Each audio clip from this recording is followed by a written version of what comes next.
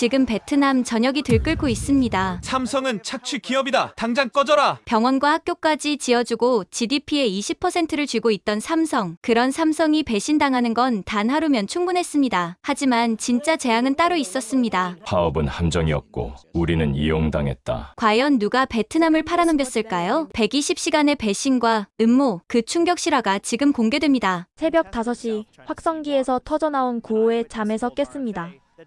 안녕하세요. 삼성 디스플레이 박린 공장 생산관리팀장 린티엔입니다. 창밖을 보니 3,000명이 넘는 직원들이 공장 정문을 막고 있었어요. 10년 동안 삼성에게 착취당했다. 이제 우리 것을 되찾자. 착취라고요? 저는 귀를 의심했어요. 저 사람들이 정말로 삼성에서 착취당했다고 생각하는 걸까요? 한국인은 월 2천만 동. 우리는 겨우 500만 동. 이게 공평한가? 군중 속에서 또 다른 목소리가 들렸어요. 저는 창문을 열고 소리쳤습니다. 500만 동이 적다고? 너희 부모님 세대는 5만 동도 못 벌었어.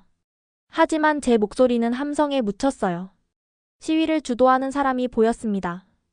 쩐반득 28살의 젊은 엔지니어였죠. 동료 여러분, 삼성은 우리 땅에서 우리 노동으로 매년 수조 원을 벌어갑니다. 그런데 우리에게 돌아오는 건 뭡니까? 푼돈입니다. 푼돈이라. 제가 15살이던 때가 떠올랐어요. 어머니가 하루 종일 논에서 일하고 받은 돈은 3,000동이었습니다.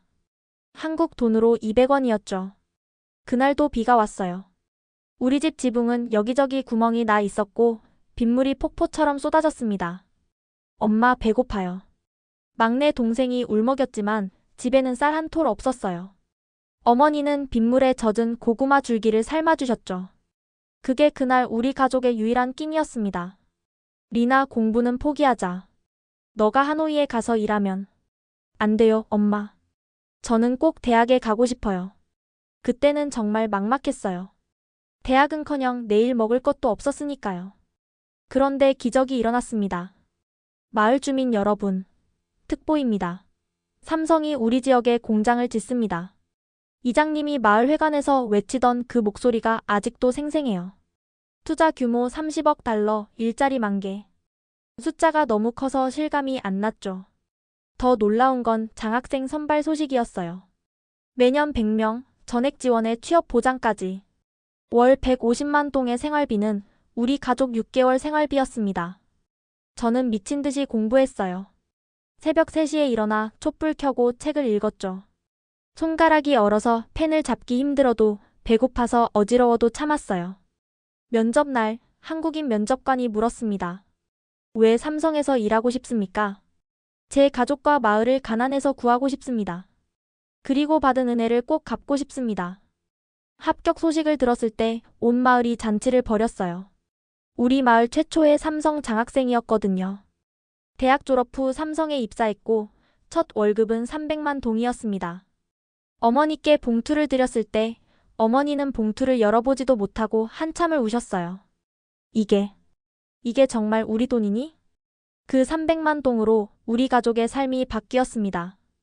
지붕을 고쳤고 동생들을 학교에 보냈고 어머니는 병원에서 치료를 받으셨죠. 그런데 지금 저 시위대는 뭐라고 외치고 있나요? 삼성은 베트남을 식민지로 만들었다. 식민지라고요? 10년 전 흙바닥에서 자던 사람들이 지금은 에어컨 있는 아파트에 살고 있는데요. 시위대 속에서 낯익은 얼굴이 보였습니다. 황타오, 제가 멘토링했던 후배였어요. 작년까지만 해도 선배님 덕분에 가족이 행복해졌어요 라고 했던 애였는데. 타오야, 너까지 왜 그래? 제가 소리쳤지만 그는 외면했어요. 아니, 오히려 더 크게 구호를 외쳤죠. 기술 독립. 베트남의 기술은 베트남 것이다. 그때 보안팀장에게서 긴급 전화가 왔습니다. 팀장님, 큰일 났습니다. 누군가 서버실에 침입했어요. 신형 플렉서블 올레드 설계 도면이 심장이 멎는 것 같았어요. 그 기술은 삼성이 5년간 1조 원을 투자해 개발한 차세대 기술이었거든요. 지금 당장 가겠습니다. 뒷문으로 겨우 공장에 들어갔어요. 서버실로 뛰어가는 동안 불길한 예감이 들었습니다. 이 모든 게 우연의 일치일까요? 3,000명의 파업과 동시에 일어난 기술도난 시도라니. 서버실에 도착했을 때 믿을 수 없는 광경이 펼쳐졌어요. 메인 서버가 열려 있었고 누군가 급하게 빠져나간 흔적이 역력했죠. CCTV 확인했습니다. 보안 요원이 노트북을 보여줬어요. 화면 속 인물을 보는 순간 저는 다리에 힘이 풀렸습니다. 타오? 제가 그토록 아끼고 키웠던 후배가 420억 원짜리 기술을 훔치려 했다니. 그의 가방에서는 기업 로고가 찍힌 USB와 함께 메모가 발견됐습니다. 기술 확보 시 1인당 5,000달러. 총 책임자에게는 5만 달러. 그제야 모든 퍼즐이 맞춰졌어요. 이건 단순한 파업이 아니었습니다. 치밀하게 계획된 산업 스파이 작전이었던 거죠. 서버실에서 나온 저는 곧바로 긴급대책회의에 참석했습니다. 한국인 공장장 최원석 부장님의 얼굴은 그 어느 때보다 어두웠어요. 방금 본사에서 연락이 왔습니다. 이번 사태를 매우 심각하게 보고 있다고 합니다. 최악의 경우. 그는 말을 멈췄지만 모두가 알고 있었죠. 삼성이 베트남을 떠날 수도 있다는 것을요. 회의실 창밖으로는 여전히 시위대의 함성이 들렸습니다. 삼성은 도둑이다. 우리 기술을 돌려달라. 저는 참을 수가 없었어요. 저 사람들이 무슨 기술을 만들었다고 그래요? 삼성이 모든 걸 가르쳐줬잖아요. 제 목소리에는 분노가 묻어났습니다. 그때 옆에 있던 베트남인 부장이 조용히 말했어요. 린 팀장, 요즘 젊은 친구들은 달라요. 그들은 삼성이 오기 전을 모르니까요. 그 말에 저는 잠시 멈췄습니다. 맞아요. 지금 시위하는 직원들 대부분은 이미 삼성이 있는 베트남에서 태어났거나 자란 사람들이었죠. 그들에게 삼성은 은인이 아니라 그저 월급을 주는 회사일 뿐이었을 겁니다. 하지만 저는 달랐어요. 저는 삼성이 오기 전과 후를 모두 겪었으니까요. 13년 전 겨울 18살이던 저는 인생 최대의 기회를 맞았습니다. 삼성 장학생 최종 면접이었죠. 면접장까지 가는 버스비가 없어서 새벽 3시부터 걸어갔어요. 5시간을 걸어서 도착했을 때 발에는 물집이 가득했지만 아프다는 생각은 들지 않았습니다. 면접 대기실에는 저처럼 가난한 집 아이들이 가득했어요. 다들 긴장한 표정이었죠. 이 기회를 놓치면 평생 가난에서 벗어날 수 없다는 걸 알고 있었으니까요. 다음 린티엔 씨. 제 차례가 왔습니다. 면접실에는 한국인 3명과 베트남인 2명이 앉아 있었어요. 그중 한 분이 따뜻하게 웃으며 물었습니다. 린 씨 긴장하지 마세요. 먼저 자기소개를 해주시겠어요? 저는 박린성 농촌 출신 린티엔입니다. 아버지는 제가 5살 때 돌아가셨고 어머니 혼자 저희 4남매를 키우셨습니다. 말하다가 목이 메었어요. 하지만 계속했습니다. 어제 어머니가 이런 말씀을 하셨어요. 리나, 내일 면접 때 솔직하게 말해라. 우리가 얼마나 절실한지, 너가 얼마나 간절한지 보여줘라. 그래서 솔직하게 말씀드립니다. 저는 정말 간절합니다. 한국인 면접관 한 분이 물었어요. 왜 그렇게 간절한가요? 제 꿈은 2가지입니다. 첫째는 가족을 가난에서 구하는 것, 둘째는 제가 배운 기술로 다른 가난한 사람들을 돕는 것입니다. 삼성에서 일한다면 2 꿈을 모두 이룰 수 있을 것 같습니다. 만약 합격한다면 어떻게 공부할 건가요? 죽을 각오로 하겠습니다. 아니, 이미 그렇게 살고 있습니다. 제가 공책을 꺼내 보여줬어요. 새까맣게 메모로 가득 찬 공책이었죠. 이건 제가 도서관에서 찾은 디스플레이 관련 책을 필사한 겁니다. 책을 살 돈이 없어서 매일 도서관에 가서 베껴 썼어요. 손목이 아파도 눈이 아파도 계속했습니다. 왜냐하면 이게 제가 할 수 있는 최선이었으니까요. 면접관들의 표정이 바뀌는 게 보였어요. 특히 젊은 한국인 면접관은 눈시울이 붉어지는 것 같았습니다. 일주일 후 합격 통지가 왔습니다. 편지를 든 손이 떨려서 제대로 읽을 수가 없었어요. 어머니께 편지를 드렸더니 어머니도 손을 떨며 읽으셨죠. 합격. 전액 장학금. 월 150만 동.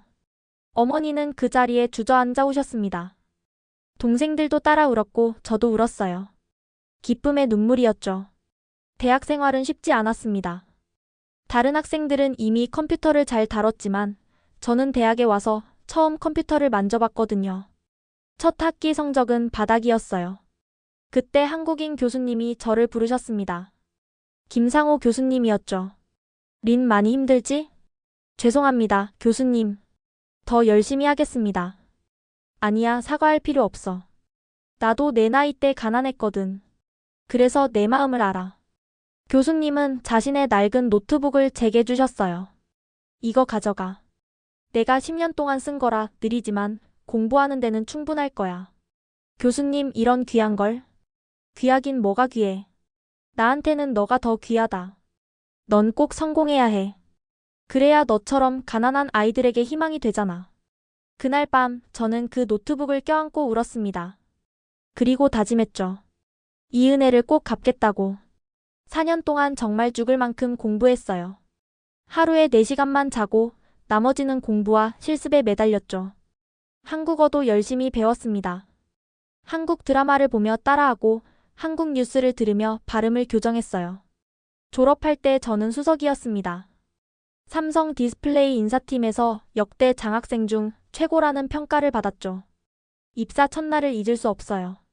거대한 공장, 최첨단 장비, 깨끗한 작업복. 모든 게 꿈만 같았습니다.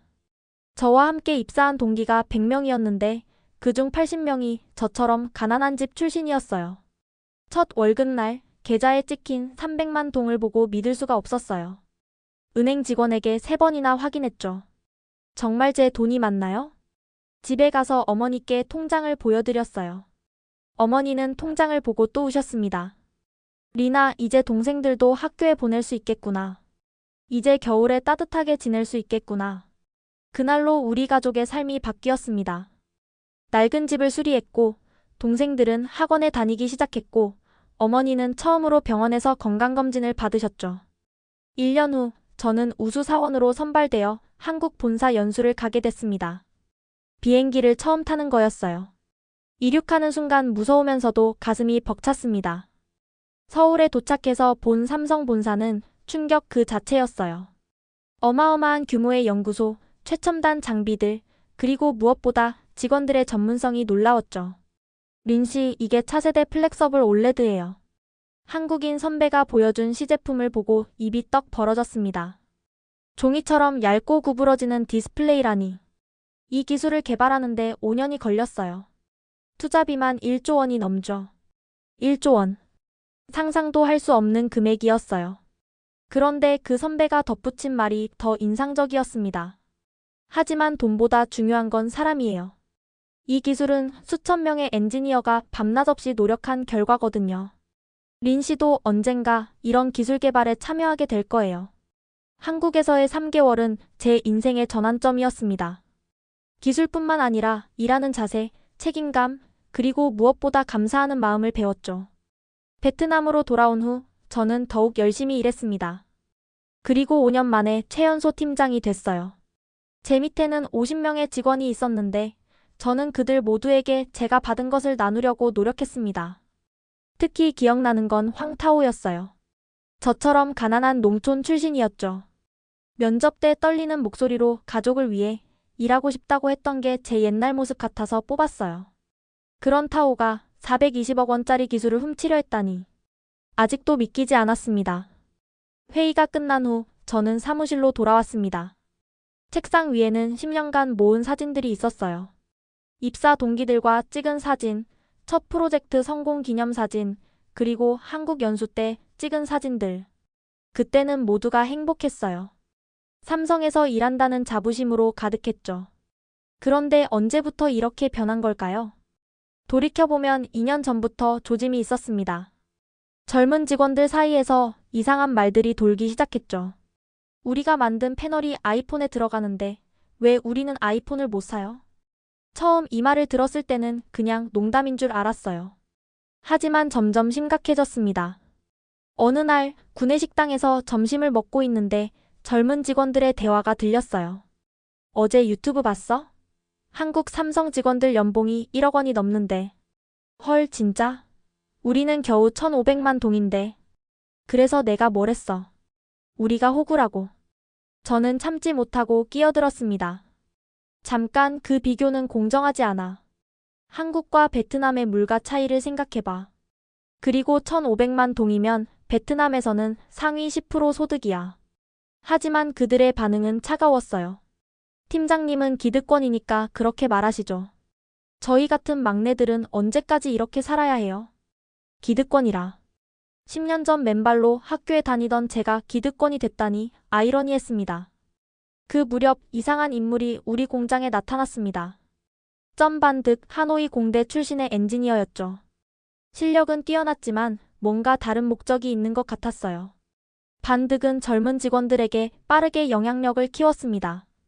페이스북에 선동적인 글을 올리고 비밀 모임을 만들었죠. 베트남 청년들이여, 언제까지 외국 기업의 노예로 살 것인가?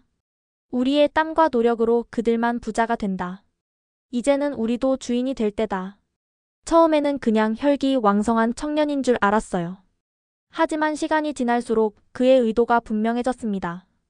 어느 날 우연히 반득이 누군가와 통화하는 걸 들었어요. 중국어였습니다. 네, 계획대로 진행하고 있습니다. 직원들의 불만이 최고조에 달했어요. 이제 불씨만 던지면 됩니다. 그가 중국어로 말했습니다. 섬뜩했어요. 하지만 확실한 증거가 없었죠. 그 무렵 황타오가 변하기 시작했습니다. 원래 성실하고 겸손했던 아이가 갑자기 불평불만을 늘어놓기 시작했어요. 선배님, 저희가 배운 기술로 독립하면 안 될까요? 왜 계속 삼성 밑에 있어야 하죠? 타오야, 우리가 그 기술을 어떻게 배웠는지 생각해봐. 삼성이 수조 원을 투자해서 개발한 기술을 무료로 가르쳐 준 거야. 그래도 이제는 우리도 할 수 있잖아요. 중국 회사들이 엄청난 조건을 제시한대요. 중국 회사. 그때 알아차렸어야 했는데. SNS에서는 더 심각한 일이 벌어지고 있었습니다. 가짜뉴스가 판을 쳤죠. 삼성이 베트남에서 벌어들인 이익의 90%를 한국으로 빼돌린다. 베트남 직원은 승진 차별을 받는다. 핵심 기술은 절대 베트남인에게 공개하지 않는다. 모두 거짓이었지만 사람들은 믿고 싶어 했어요. 특히 삼성 이전을 모르는 젊은 세대들은요. 제가 반박글을 올렸더니 댓글이 수백 개 달렸습니다. 팀장님은 친일파 같은 친한파시네요. 월급 많이 받으니까 회사 편을 드시죠? 배신자. 배신자라. 저보다 삼성에 감사하는 사람이 있을까요? 파업 2주 전 이상한 일이 연속으로 일어났습니다. 갑자기 품질 불량이 급증했고 장비 고장이 빈발했죠. 누군가 의도적으로 사보타주를 하는 것 같았어요. 팀장님, 이상해요. 이 정도 불량률은 말이 안 됩니다. 품질관리 담당자가 데이터를 보여줬어요. 평소 0.01%던 불량률이 2%로 치솟았습니다. 그리고 며칠 후 충격적인 문서가 유출됐습니다. 점반득이 작성한 베트남 디스플레이 산업 독립 선언문이었죠. 1단계 대규모 파업으로 생산 중단. 2단계 핵심 기술 확보. 3단계 중국 자본과 합작하여 독자 기업 설립. 4단계 삼성을 베트남에서 몰아내고 시장 장악. 문서 말미에는 충격적인 내용이 있었습니다. 협력자 명단 황타오 서버 접근, 내 민품질 조작, 판뚜언 장비 파손. 제가 믿고 키웠던 후배들 이름이 줄줄이 있었어요. 하지만 가장 충격적인 건 마지막 문장이었습니다. 중국 파트너사 확약 기술 이전 완료 시 1인당 5,000달러, 핵심 인물에게는 5만 달러 지급. 이제 모든 퍼즐이 맞춰졌어요. 이건 단순한 노동운동이 아니라 조직적인 기술 탈취 작전이었던 겁니다. 저는 즉시 이 문서를 한국인 경영진에게 보고했어요. 하지만 이미 늦었습니다. 다음 날 새벽 3,000명이 공장을 포위했으니까요. 파업이 시작된 지 3일째 상황은 더욱 악화됐습니다. 생산 라인이 완전히 멈춰서 하루 50억 원의 손실이 발생하고 있었죠. 하지만 진짜 문제는 따로 있었습니다. 팀장님, 또 침입 시도가 있었습니다. 이번엔 백업 서버실이에요. 보안 팀장의 보고를 받고 서둘러 현장으로 갔습니다. 다행히 침입자는 잡지 못했지만 남긴 흔적이 있었어요. 중국산 해킹 장비였죠. 그때 황타오에게서 문자가 왔습니다. 선배님, 죄송해요. 하지만 이건 어쩔 수 없는 선택이었어요. 제 가족도 먹고 살아야 하니까요. 저는 즉시 전화를 걸었지만 받지 않았어요. 대신 또 다른 문자가 왔죠.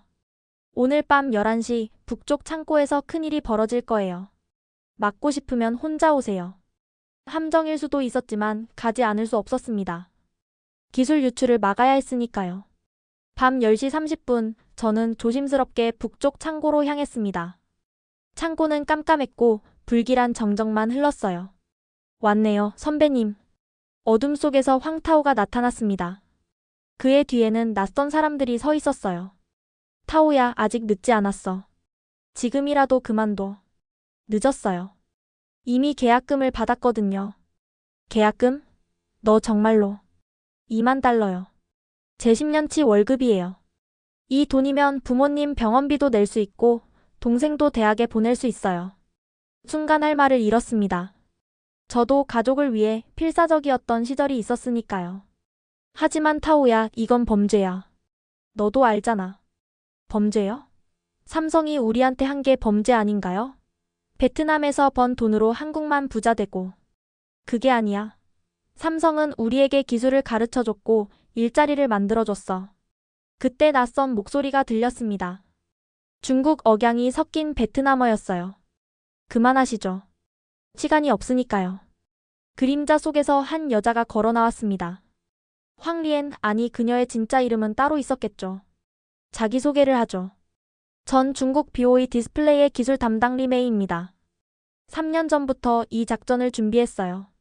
3년. 그녀가 우리 회사에 입사한 시기와 정확히 일치했습니다. 당신들이 미친 거야? 이게 얼마나 큰 죄인지 알아? 죄요? 기술은 인류 공동의 자산이에요. 한 회사가 독점하는 게 죄죠. 궤변이었지만 그들은 이미 세뇌된 상태였어요. 리 메이가 손짓하자 부하들이 큰 가방을 열었습니다. 안에는 현금 뭉치가 가득했어요. 여기 20만 달러가 있어요. 린 팀장님도 합류하시면 이 중 절반을 드리죠. 팀장님의 접근 권한이면 모든 기술 문서를 빼낼 수 있으니까요. 20만 달러. 어마어마한 금액이었죠. 그 돈이면 평생 편하게 살 수 있을 거예요. 미안하지만 거절하겠어요.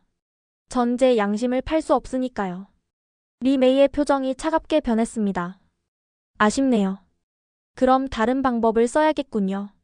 그녀가 또 손짓하자 부하들이 저를 에워쌌어요. 위험한 상황이었지만 다행히 제가 미리 준비한 게 있었죠. 다들 꼼짝 마. 갑자기 창고 문이 열리며 보안팀이 들이닥쳤습니다. 제가 미리 연락해둔 거였어요. 린 팀장님 괜찮으십니까? 혼란스러운 상황에서 리 메이와 몇몇은 도망쳤지만 황타오를 포함한 5명은 잡혔습니다.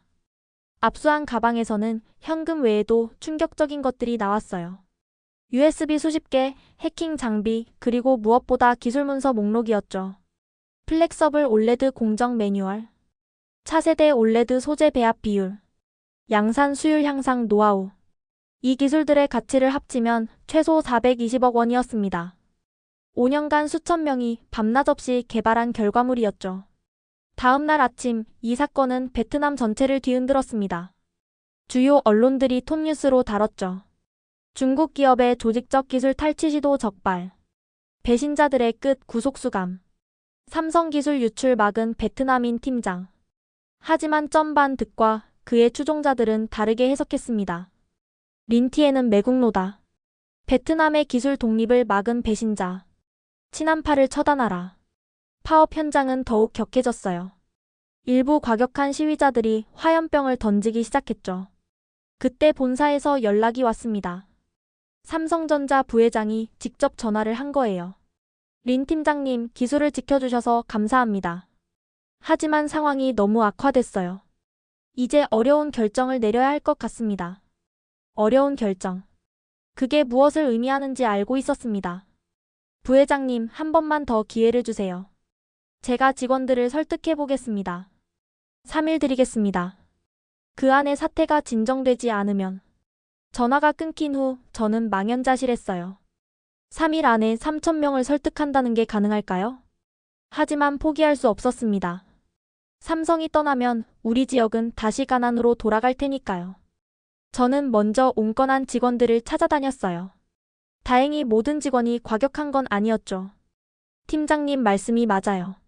우리가 너무 감사함을 잊었어요. 파업을 중단하고 대화로 풀어야 해요. 하지만 그들도 전 반득 패거리가 무서워서 나서지 못하고 있었습니다. 이틀째 밤 뜻밖의 손님이 찾아왔어요. 체포됐던 황타오의 어머니였습니다. 팀장님, 우리 아들이 큰 잘못을 했어요. 정말 죄송합니다. 무릎을 꿇으려는 어머니를 얼른 일으켜 세웠어요. 어머니, 이러지 마세요. 타오가 감옥에서 편지를 보냈어요. 팀장님께 꼭 전해달라고. 떨리는 손으로 편지를 받았습니다. 선배님, 정말 죄송해요. 제가 바보였어요. 돈에 눈이 멀어서 은혜를 잊었습니다. 선배님이 저를 처음 뽑아주셨을 때 선배님도 저처럼 가난했다고 하셨죠. 그런데 선배님은 끝까지 양심을 지키셨는데 전 편지를 읽다가 눈물이 났어요. 타오도 저도 모두 가난했던 사람들이었는데 왜 이렇게 됐을까요? 마지막 날 아침 저는 큰 결심을 했습니다. 파업 현장 한가운데로 걸어 들어간 거예요. 모두 내 말을 들어주세요. 시위대 한가운데 선 저를 보고 모두가 놀랐습니다. 일부는 야유를 보냈고 일부는 돌을 던질 태세였죠. 하지만 저는 두려움을 억누르고 목소리를 높였습니다. 여러분이 생각하는 것보다 상황이 훨씬 심각합니다. 어젯밤 적발된 기술 유출 시도 그게 끝이 아니에요. 술렁이는 군중을 향해 저는 계속 외쳤어요. 중국 기업이 우리를 이용하고 있어요. 그들이 원하는 건 우리의 권익이 아니라 삼성의 기술입니다. 거짓말 마라. 매국노가 무슨 말을. 야유가 쏟아졌지만 포기하지 않았습니다. 그때 제 주머니에서 휴대폰이 울렸어요. 모르는 번호였지만 받았습니다. 린 팀장님이시죠? 전 베트남 국가보안부입니다. 지금 당장 빠져나오세요. 대규모 검거 작전이 시작됩니다. 국가보안부?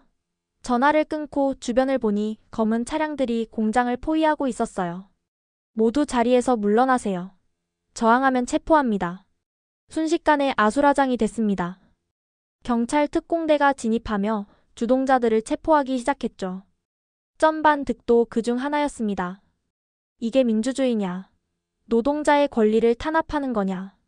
반드기 끌려가며 외쳤지만 경찰은 단호했습니다.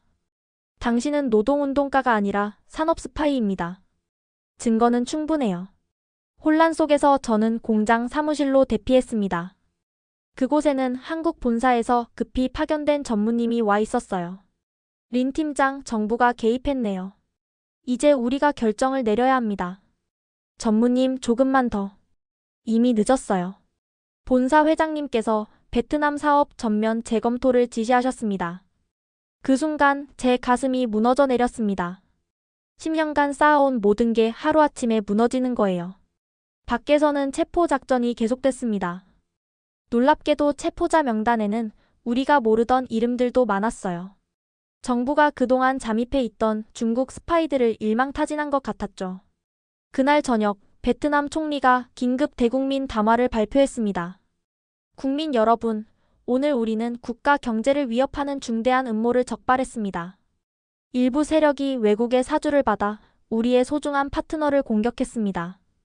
총리의 목소리는 단호했어요. 삼성은 지난 10년간 베트남 경제 발전의 핵심 파트너였습니다. 20만 개의 일자리, 수백억 달러의 투자, 그리고 무엇보다 기술 이전과 인재 양성에 기여했습니다. 하지만 이미 민심은 떠난 후였어요.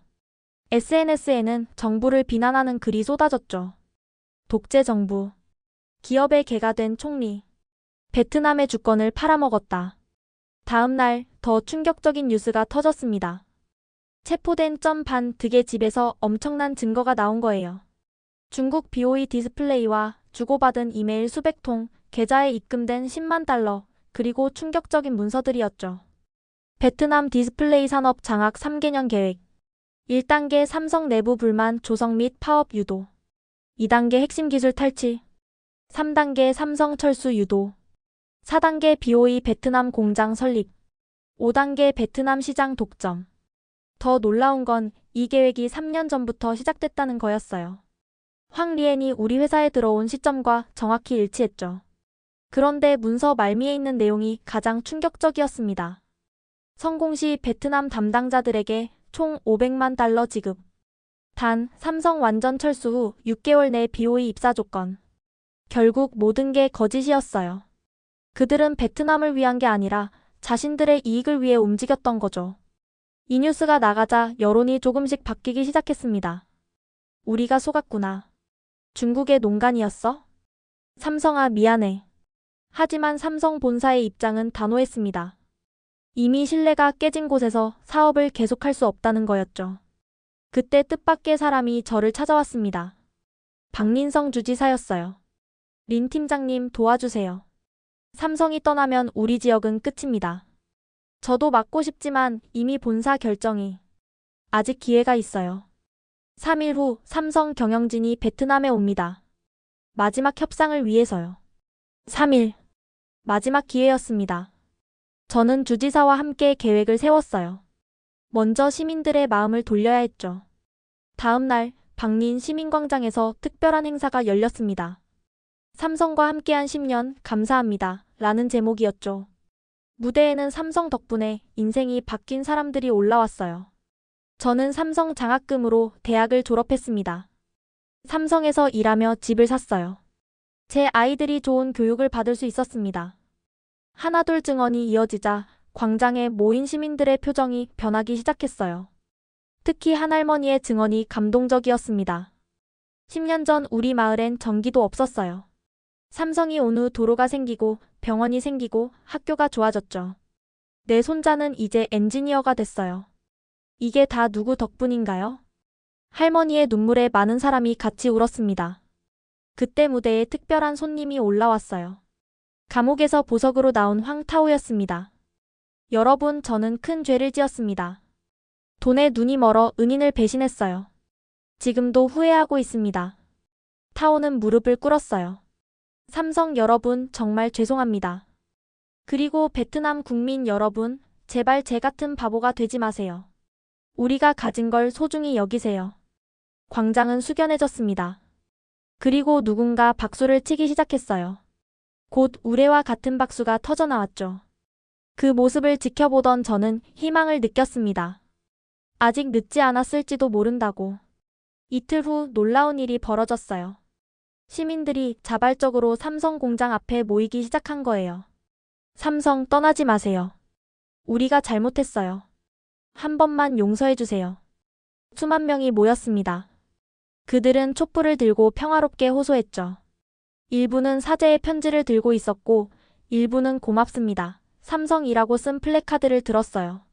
가장 인상적이었던 건 아이들이었습니다. 유치원생들이 그린 그림을 들고 나온 거예요. 삼성 로고와 함께 우리 아빠 회사라고 쓰여 있었죠. 이 모습은 전 세계 언론에 보도됐습니다. 베트남 시민들의 눈물의 호소. 아시아의 기적 과연 끝나는가? 용서와 화해를 바라는 10만 촛불. 드디어 운명의 날이 왔습니다. 삼성 경영진이 베트남에 도착한 거예요. 삼성 경영진이 탄 차량이 호텔에 도착했을 때 수천 명의 시민이 도로 양쪽에 늘어서 있었습니다. 그들은 한국어로 적힌 플래카드를 들고 있었어요. 죄송합니다. 감사합니다. 떠나지 마세요. 경영진의 표정은 읽을 수 없었습니다. 곧바로 베트남 총리와의 회담이 시작됐죠. 저는 회담장 밖에서 초조하게 기다렸습니다. 우리 지역의 운명이 그 안에서 결정되고 있었으니까요. 2시간이 지나도 회담은 끝나지 않았어요. 좋은 신호일까요? 나쁜 신호일까요? 그때 갑자기 속보가 터졌습니다. 긴급 베트남 증시 8% 폭락. 삼성철수 우려의 패닉 매도. 하루 만에 8%. 역사상 최악의 폭락이었어요. 더 심각한 건 연쇄 효과였습니다. 삼성과 거래하는 수백 개의 협력사 주가가 동반 폭락했죠. 하이퐁 전자 하한가. 비나 케미칼 거래 정지. 메콩 물류 40% 폭락. 경제 전문가들이 긴급 분석을 내놨습니다. 삼성이 철수하면 직접 일자리 20만 개가 사라집니다. 간접 일자리까지 합치면 50만 개예요. 베트남 전체 고용의 10%입니다. 수출액 20% 감소가 예상됩니다. 무역 수지가 적자로 돌아설 거예요. GDP 성장률이 마이너스를 기록할 수도 있습니다. 이 뉴스를 본 시민들이 은행으로 몰려들었어요. 달러를 사려는 사람들로 긴 줄이 늘어섰죠. 베트남 동화 가치가 떨어질 거야. 지금이라도 달러로 바꿔야 해.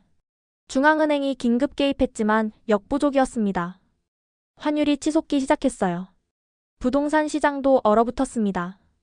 특히 삼성 공장 주변 지역은 하루 만에 30%가 떨어졌죠. 이제 누가 여기 집을 사겠어? 삼성 없는 박리는 그냥 시골이야. 제가 10년 전 70만 원으로 시작해서 어렵게 마련한 아파트 가격도 반토막이 났어요. 하지만 그보다 더 가슴 아픈 건 따로 있었죠. 삼성 협력사 대표들이 하나둘 저를 찾아왔습니다. 린 팀장님, 우리 회사 직원이 300명인데 다 해고해야 할 것 같아요. 저희는 삼성 물량이 80%였어요. 이제 끝이에요. 20년 동안 키운 회사가 하루아침에. 그들의 절망적인 표정을 보며 저도 눈물이 났습니다. 병원에서도 비상이 걸렸어요. 삼성이 지원하던 의료 장비 프로그램이 중단될 위기였거든요. MRI 장비 유지 보수가 중단되면 큰일이에요. 삼성 의료봉사단도 더 이상 안 온대요. 학교도 마찬가지였습니다. 삼성이 지원하던 장학금, 교육기자재, 방과 후 프로그램이 모두 중단 위기에 처했죠.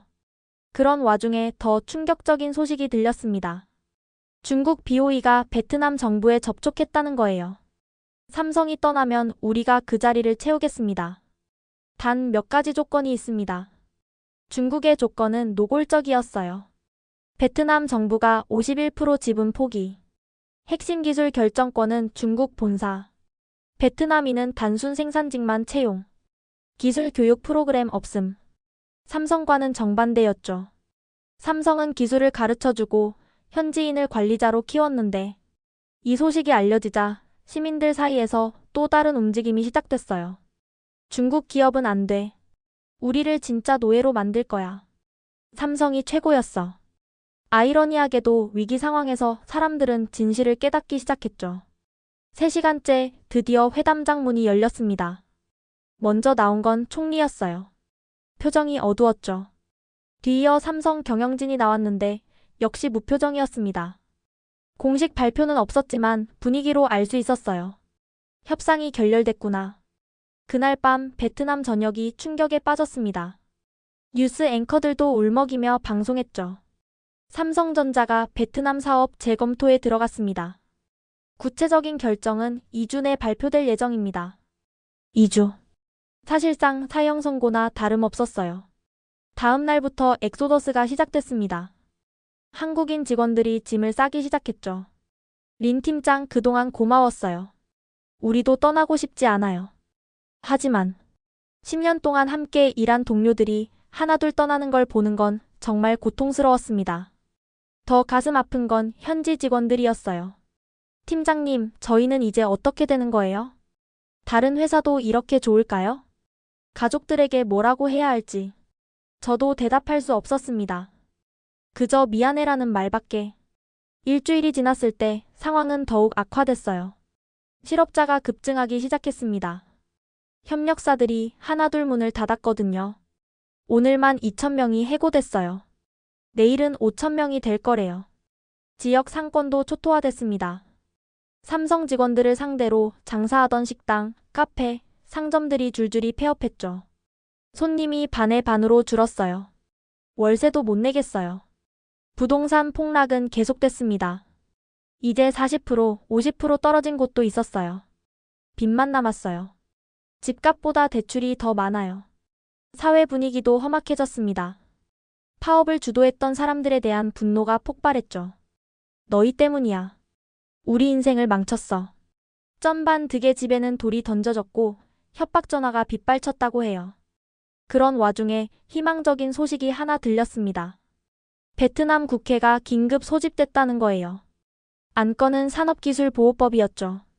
이틀간의 경론 끝에 법안이 통과됐습니다. 산업 스파이 최고 무기징역. 기술 유출 시도만으로도 20년형. 외국 기업 투자 보호 특별 조항. 세계에서 가장 강력한 기술 보호법이었어요. 하지만 이미 늦었을까요? 삼성의 마음을 돌릴 수 있을까요?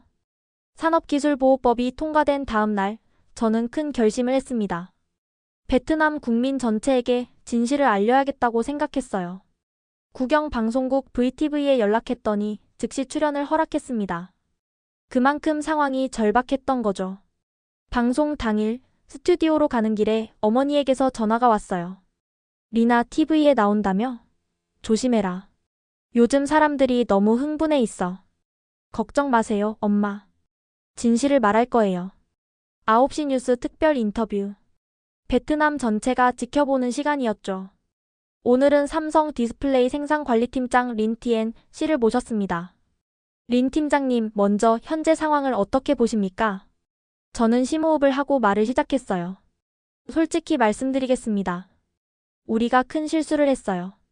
받은 은혜를 당연하게 여기고 감사함을 잊었습니다. 은혜라고 하셨는데 구체적으로 어떤 은혜를 말씀하시는 건가요? 제 이야기를 해도 될까요? 15년 전 저희 집은 하루 3,000동으로 5식구가 살았어요. 비 오면 지붕이 새서 온 집이 물바다가 됐죠. 앵커의 눈빛이 진지해졌어요. 삼성이 왔을 때 저는 18살이었어요. 장학금을 받고 대학에 갔고 졸업 후 입사했죠. 첫 월급 300만 동을 받았을 때 그게 저희 가족 1년 수입보다 많았어요. 그런 개인적 경험이 있으셨군요. 개인적 경험이 아니에요. 우리 지역 청년 수만 명이 같은 경험을 했죠. 그런데 우리가 뭘 했나요? 왜 한국인보다 적게 받냐고 불평했어요. 300만 동이 3,000동이었던 시절을 잊은 거죠. 제 목소리가 떨리기 시작했어요. 더 충격적인 진실을 말씀드릴게요. 이번 파업과 기술 유출 시도 다 중국의 계획이었어요. 우리는 이용당한 거예요. 증거가 있습니까? 체포된 전 득의 집에서 나온 문서를 보셨잖아요. 3년 전부터 치밀하게 계획된 거였어요. 우리의 불만을 이용해서 삼성을 몰아내고 그 자리를 차지하려는 앵커가 끼어들었어요. 하지만 일부에서는 삼성도 베트남에서 큰 이익을 봤다고 하는데요.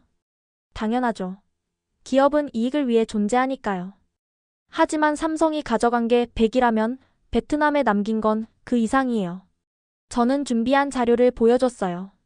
10년간 삼성이 베트남에 투자한 금액 220억 달러. 창출한 일자리, 직접 고용 20만 명, 간접 고용 50만 명. 기술 교육 받은 인원 10만 명. 인상적인 숫자네요. 숫자가 아니라 사람이에요. 제 동생도 삼성 협력사에 다니고 사촌도 친구들도 다들 삼성 덕분에 먹고 살아요.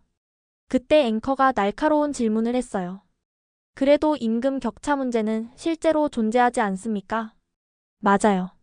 한국인이 더 받는 건 사실이에요. 하지만 왜 그런지 생각해 보셨나요? 그들은 20년, 30년 경력자들이에요. 핵심 기술을 갖고 있고요. 우리가 그 수준에 도달하려면 시간이 필요해요. 시간이 얼마나 필요할까요? 모르겠어요. 하지만 확실한 건 삼성이 떠나면 영원히 기회가 없다는 거예요. 중국 기업은 기술을 가르쳐주지 않거든요. 그들은 우리를 영원한 하청 공장으로 만들 거예요. 방송 중에 실시간 댓글이 쏟아졌어요. 맞는 말이다. 우리가 바보였어. 중국에 속았구나. 삼성아, 제발 떠나지 마. 하지만 비난도 많았죠. 매국노. 얼마 받고 나왔어? 기업에게. 저는 그런 댓글들을 보며 더 간절해졌어요. 저를 매국노라고 하시는 분들께 묻고 싶어요. 진짜 애국이 뭔가요? 감사할 줄 아는 거, 약속을 지키는 거, 신뢰를 쌓는 거. 이게 진짜 애국 아닐까요? 앵커가 마지막 질문을 했어요. 린 팀장님, 삼성이 정말 떠날까요? 아직 희망이 있다고 믿어요. 우리가 진심으로 반성하고 다시는 이런 일이 없도록 약속한다면. 방송이 끝난 후 방송국을 나서는데 밖에 사람들이 기다리고 있었어요. 혹시 공격하려는 건가 긴장했는데 한 할아버지가 다가왔어요. 고맙소 젊은이. 용기 있게 진실을 말해줘서. 저도 삼성 덕분에 손자를 대학 보냈어요. 우리 동네도 삼성 때문에 발전했죠. 하나둘 고마움을 표현하는 사람들이 늘어났어요. 하지만 반대편에선 다른 목소리도 들렸죠. 배신자. 친기업 노예. 저는 두 무리 사이에서 생각했어요. 이게 우리의 현실이구나. 반으로 갈라진 여론, 이걸 어떻게 하나로 모을 수 있을까? 다음 날 놀라운 일이 벌어졌어요. 박린 시민광장에 10만 명이 모인 거예요. 삼성과 함께하는 베트남이라는 플래카드를 들고요. 더 놀라운 건 참가자들이었어요. 노인부터 어린이까지, 노동자부터 기업인까지 모든 계층이 모였죠.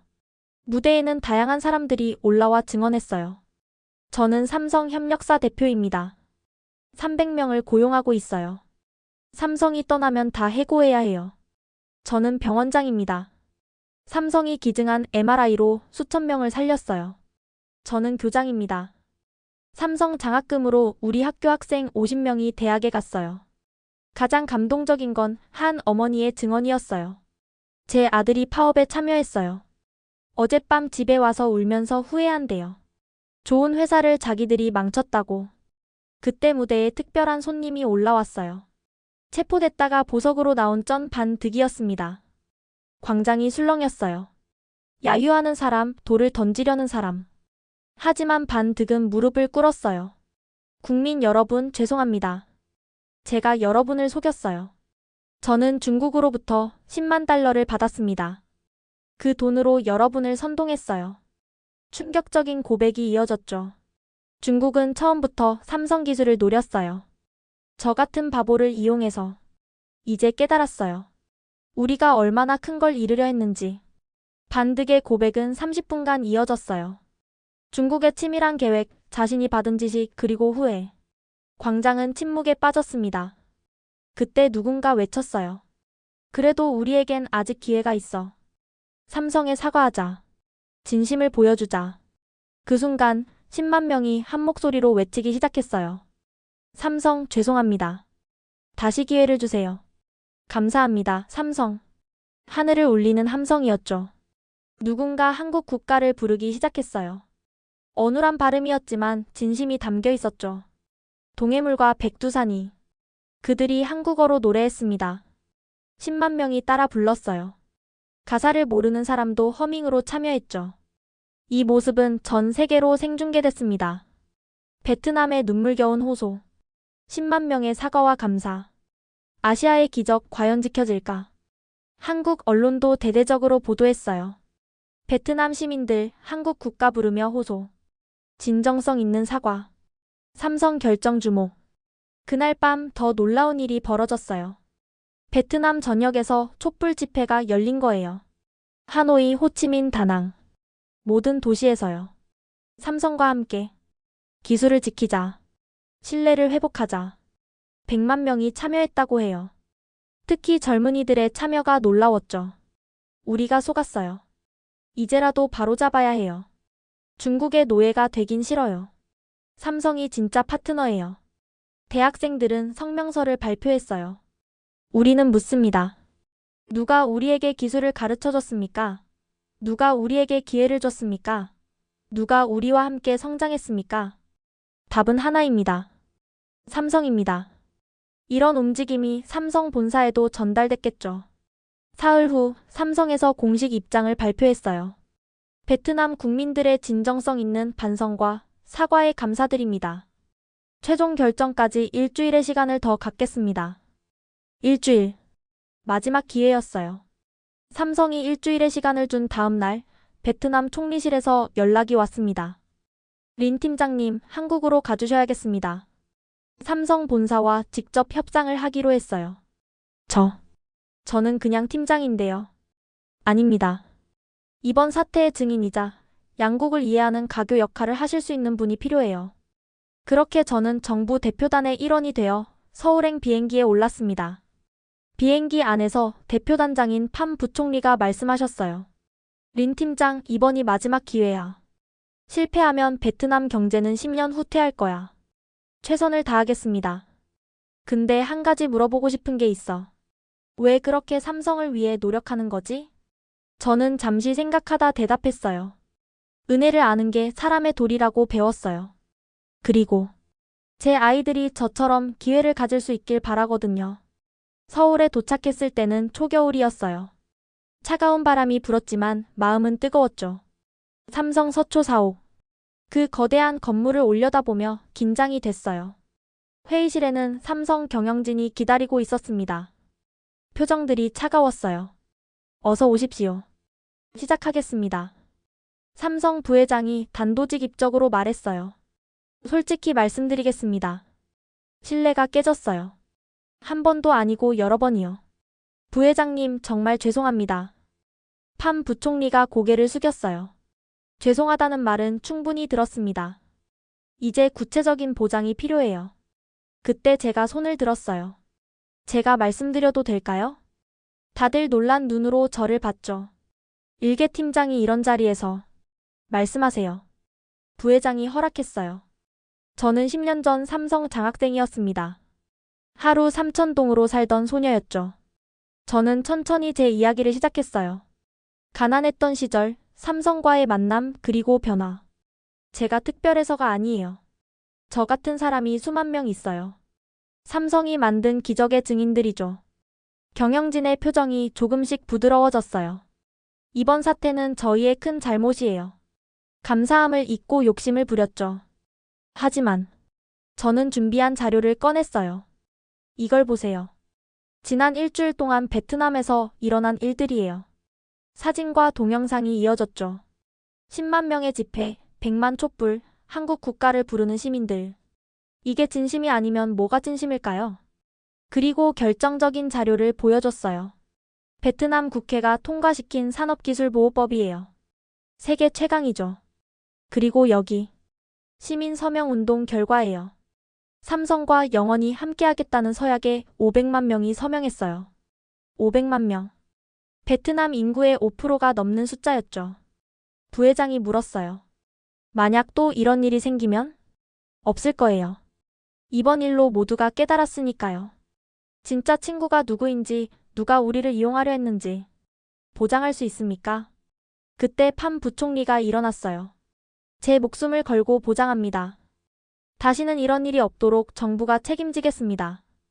긴 침묵이 흘렀어요. 부회장이 다른 임원들과 눈빛을 주고받았죠.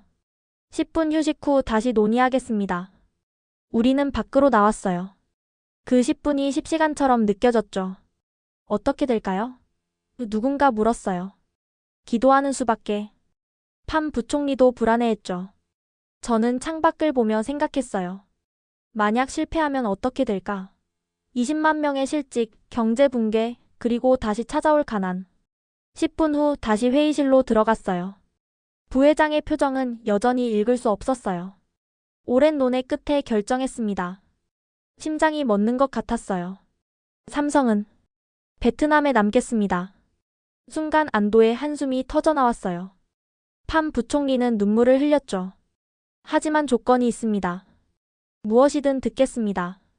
첫째, 산업기술보호법의 철저한 시행. 둘째, 정기적인 신뢰 구축 프로그램 운영. 셋째, 부회장이 저를 봤어요. 린 팀장 같은 사람들이 더 많아져야 합니다. 양국을 이해하고 연결하는 인재들이요. 약속하겠습니다. 그리고 놀라운 발표가 이어졌어요. 오히려 투자를 확대하겠습니다. 차세대 마이크로 LED 공장을 베트남에 짓겠습니다. 50억 달러 규모입니다. 50억 달러. 새로운 시작이었죠. 그리고 베트남 인재 양성 프로그램도 대폭 확대하겠습니다. 매년 1000명을 한국으로 연수 보내겠습니다. 더 놀라운 건 다음 발표였어요. 베트남인 임원 비율을 50%까지 늘리겠습니다. 진정한 현지화를 하겠다는 의미입니다. 이건 단순한 투자가 아니었어요. 진짜 파트너십의 시작이었죠. 회의가 끝난 후 부회장이 저를 따로 불렀어요. 린 팀장 고생 많았어요. 당신 같은 사람이 있어서 우리도 희망을 받습니다. 감사합니다. 그저 제가 할 일을 했을 뿐이에요. 앞으로 더 큰 역할을 맡아주길 바랍니다. 베트남 법인 부사장 자리가 곧 비는데. 부사장? 저는 놀라서 말을 잇지 못했어요. 생각해보고 답 주세요. 우리는 당신 같은 리더가 필요합니다. 서울에서 하노이로 돌아가는 비행기 안. 팜 부총리가 말했어요. 린 팀장, 당신이 베트남을 구했어요. 아니에요. 우리 모두가 함께 한 거예요. 비행기 창밖으로 베트남 땅이 보이기 시작했어요. 공항에는 수천 명이 기다리고 있었죠. 성공했습니까? 삼성이 남는답니까? 팜 부총리가 크게 외쳤어요. 여러분, 삼성이 남기로 했습니다. 오히려 투자를 늘린답니다. 함성이 터져나왔어요. 사람들이 서로 껴안고 울었죠. 우리가 해냈어. 감사합니다. 삼성 만세. 그날 밤 베트남 저녁이 축제 분위기였어요. 하지만 저는 알고 있었죠. 이게 끝이 아니라 새로운 시작이라는 걸. 삼성의 잔류 결정이 발표된 다음 날 베트남은 완전히 다른 나라가 된 것 같았습니다. 증시는 하루 만에 10% 급등했고 환율은 안정을 되찾았어요. 기적이야. 정말 기적이야. 협력업체 사장들이 기쁨의 눈물을 흘렸죠. 하지만 가장 극적인 변화는 사람들의 마음이었어요. 파업에 참여했던 직원들이 자발적으로 사과문을 쓰기 시작했습니다. 죄송합니다. 제가 바보였어요. 다시는 이런 일 없도록 하겠습니다. 감사한 마음을 잊지 않겠습니다. 일주일 만에 사과문이 10,000장이 넘게 모였어요. 더 인상적인 건 실천이었죠. 직원들이 자발적으로 생산성 향상 운동을 시작했어요. 우리가 받은 만큼 돌려줘야 해. 최고 품질로 보답하자. 불량률이 0.001%로 떨어졌어요. 역대 최저였죠. 생산량도 20% 증가했습니다. 모두가 한마음으로 일한 결과였어요. 한 달 후 놀라운 소식이 들렸습니다. 감옥에 있던 황타오가 옥중에서 기술 개발을 했다는 거예요. 선배님께 보내는 편지예요. 간수가 전해준 편지를 열어봤더니 설계도가 들어있었어요. 공정 개선 아이디어입니다. 제가 잘못 사용하려 했던 지식을 올바르게 쓰고 싶어요. 타오의 아이디어는 정말 혁신적이었어요. 적용해봤더니 생산 효율이 5% 올랐죠. 삼성 본사도 놀랐어요. 베트남 팀이 이런 개선안을 만들다니. 타오는 모범수로 감명을 받았고 출소 후 다시 채용됐어요. 2번 다시 실망시키지 않겠습니다. 그의 눈에는 진정성이 가득했죠. 2달 후 약속했던 마이크로 LED 공장 기공식이 열렸어요. 이번엔 분위기가 완전히 달랐죠. 시민들이 자발적으로 거리를 청소하고 환영 현수막을 걸었어요. 환영합니다, 삼성. 함께 갑시다. 영원한 파트너. 기공식장엔 5만 명이 모였어요. 삼성 부회장이 연설했죠. 여러분의 진심 어린 반성과 약속에 감동했습니다. 이제 진짜 동반자가 되겠습니다. 그리고 깜짝 발표가 있었어요. 베트남 청년 10,000명을 선발해 최고의 기술 교육을 제공하겠습니다. 여러분이 미래의 주인공입니다. 함성이 터져나왔어요. 특히 감동적인 순간이 있었죠. 한국에서 온 엔지니어들과 베트남 직원들이 함께 첫 삽을 뜨는 장면. 우리는 하나다. 다들 한 목소리로 외쳤어요. 그 무렵 중국 기업들의 반응이 흥미로웠어요. 베트남이 바뀌었다. 더 이상 기술 빼내기는 불가능하다. 오히려 정정당당하게 경쟁하겠다고 선언했죠. 베트남 정부도 달라졌어요. 외국인 투자보호법을 더욱 강화했고 부패 척결에 나섰죠. 신뢰할 수 있는 나라가 되겠습니다. 6개월 후 저는 정말로 부사장이 됐어요. 취임식 날 많은 사람이 축하해줬죠. 자격이 있어요. 우리의 자랑입니다. 하지만 가장 기뻤던 건 어머니의 말씀이었어요. 내 아버지가 살아계셨다면 얼마나 자랑스러워했을까. 부사장이 된 후 첫 프로젝트는 상생 프로그램이었어요. 지역 고등학생들에게 기술 교육을 제공하는 거였죠. 여러분도 할 수 있어요. 저처럼. 학생들의 반짝이는 눈을 보며 10년 전 제 모습이 떠올랐어요. 프로그램은 대성공이었죠. 첫 기수 100명 중 95명이 대학에 합격했어요. 선배님 덕분이에요. 꿈을 가질 수 있게 됐어요. 이런 변화는 베트남 전체로 퍼졌어요. 다른 지역에서도 비슷한 프로그램을 시작했죠. 박린의 기적을 우리도. 1년 후 마이크로 LED 공장이 완공됐어요. 세계 최고 수준의 시설이었죠. 이게 진짜 우리 공장이야? 직원들도 믿기지 않아 했어요. 첫 제품이 나온 날.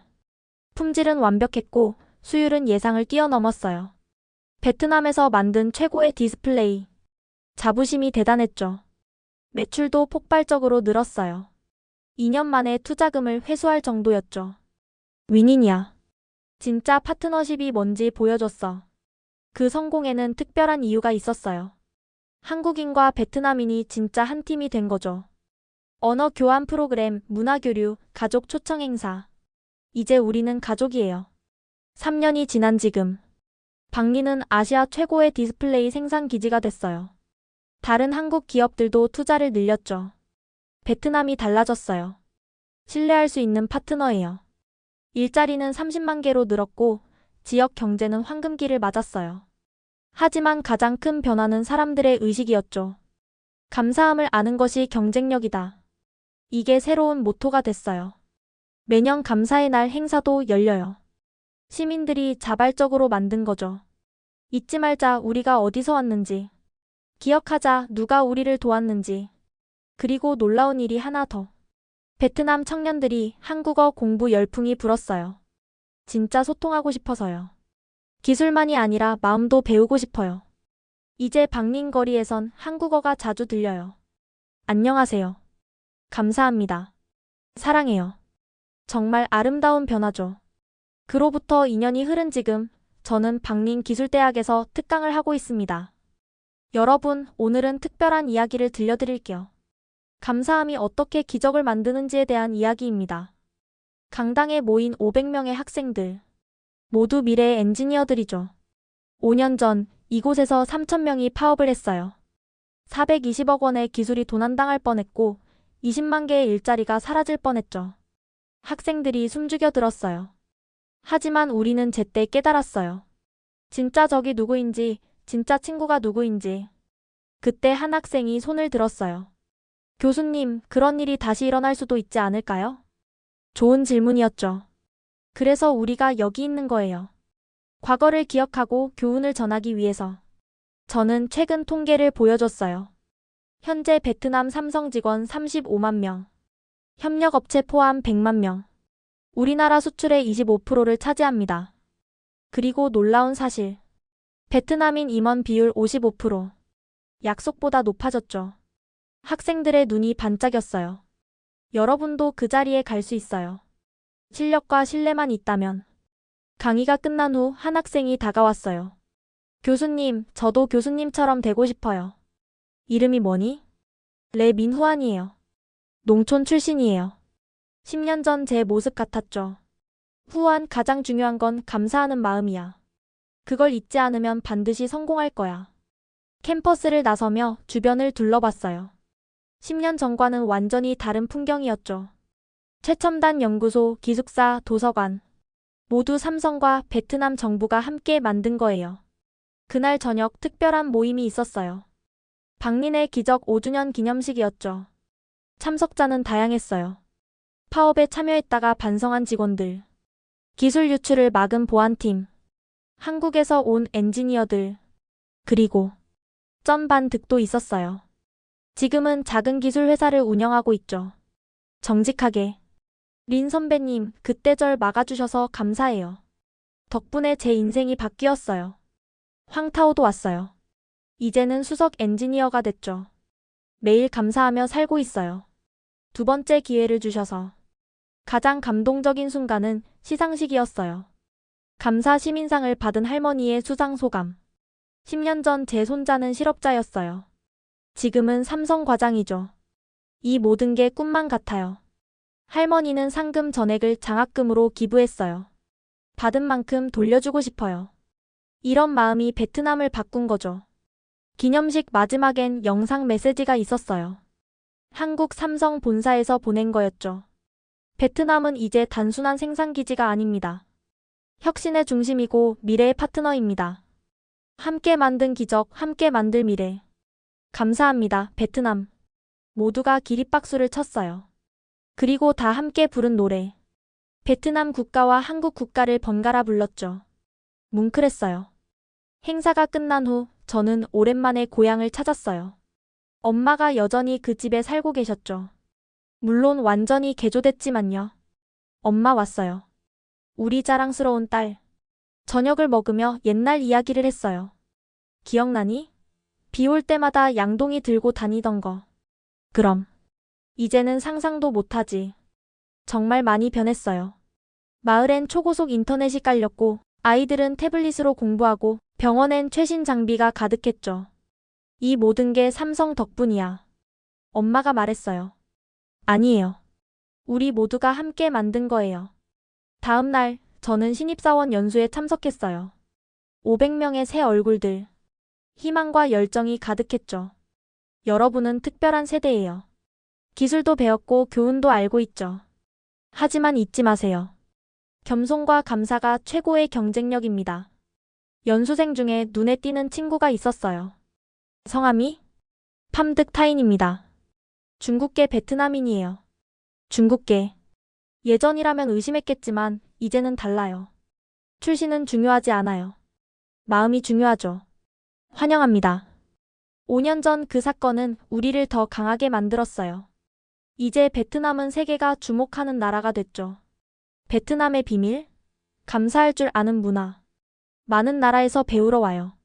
하지만 저는 늘 말합니다. 비밀은 없어요. 그저 은혜를 기억하고 신뢰를 지키는 것뿐이에요. 오늘도 박린 공장은 활기차게 돌아갑니다. 최고 품질의 디스플레이를 만들며 최고의 파트너십을 증명하며 가끔 젊은 직원들에게 물어요. 왜 여기서 일하고 싶었어요? 대답은 다양하지만 본질은 같아요. 자부심을 느낄 수 있어서요. 함께 성장할 수 있어서요. 신뢰받는 기분이 좋아서요. 이게 우리가 지켜낸 가치예요. 밤이 되면 공장 불빛이 도시를 밝힙니다. 희망의 불빛이죠. 10년 전 어둠 속에서 촛불 켜고 공부하던 소녀는 이제 그 불빛 아래서 미래를 설계합니다. 매일 감사하며 매일 노력하며. 지금까지 베트남과 삼성, 그리고 한 여성의 이야기를 들어주셨는데요. 어떠셨나요? 때로는 위기가 더 큰 기회가 되기도 합니다. 중요한 건 그 위기에서 무엇을 배우고 어떻게 변화하느냐겠죠. 감사함을 잊지 않는 것, 신뢰를 지키는 것, 그리고 함께 성장하는 것. 이것이 진정한 파트너십의 핵심이 아닐까요? 혹시 여러분 주변에도 이런 특별한 인연이 있다면 오늘 한번 감사 인사를 전해보는 건 어떨까요? 이 이야기가 마음에 드셨다면 좋아요와 구독 부탁드립니다. 그리고 한국과 베트남의 아름다운 동행을 응원하는 마음으로 이 영상을 공유해주세요. 지금까지 감동 편지함이었습니다. 감사합니다.